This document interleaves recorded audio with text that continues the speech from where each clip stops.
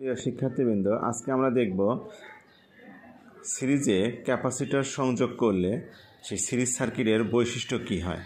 1 নম্বর বৈশিষ্ট্য হচ্ছে যে সরবরাহ ভোল্টেজ প্রত্যেকটা ক্যাপাসিটরের আড়াআড়ি ভোল্টেজের সমষ্টি সমান, আর প্রত্যেকটা ক্যাপাসিটরের চার্জ মোট চার্জের সমান, অর্থাৎ মোট চার্জ আর প্রত্যেকটা ক্যাপাসিটরের যে পৃথক পৃথক চার্জ সেগুলো সমান।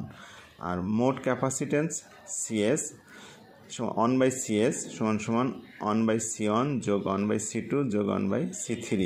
C1 হচ্ছে C1 C2 C3 হচ্ছে প্রত্যেকটা ক্যাপাসিটরের পৃথক পৃথক ক্যাপাসিটেন্স। আচ্ছা, এখন আমরা দেখব যে প্যারালে যদি সংযোগ করি, ক্যাপাসিটর প্যারালে সংযোগ করলে সেই ক্যাপাসিটর প্যারাল সার্কিটের বৈশিষ্ট্য কী হয়। 1 নম্বর বৈশিষ্ট্য হচ্ছে এখানে মোট সরবরাহ ভোল্টেজ প্রত্যেকটা ক্যাপাসিটরের আড়াআড়ি ভোল্টেজ সমান, আর মোট চার্জ প্রত্যেকটা পৃথক পৃথক ক্যাপাসিটরের চার্জের সমষ্টির সমান।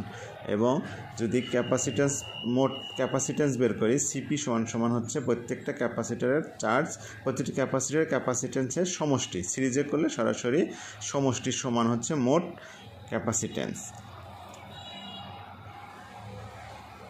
ক্যাপাসিটর সার্কিটে আরেকটা সূত্র লাগে, সেটা হচ্ছে চার্জের সূত্র কি? কিউ সমান সি ইন্টু ভি, অর্থাৎ ক্যাপাসিটেন্স এবং আড়াআড়ি ভোল্টেজ গুণ করলে আমরা মোট চার্জ পেয়ে থাকি।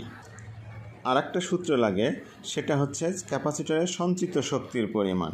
ক্যাপাসিটরের সঞ্চিত শক্তির পরিমাণ হচ্ছে ডাব্লু যদি হয়, ডাব্লু সমান হাফ সি ভি স্কোয়ার।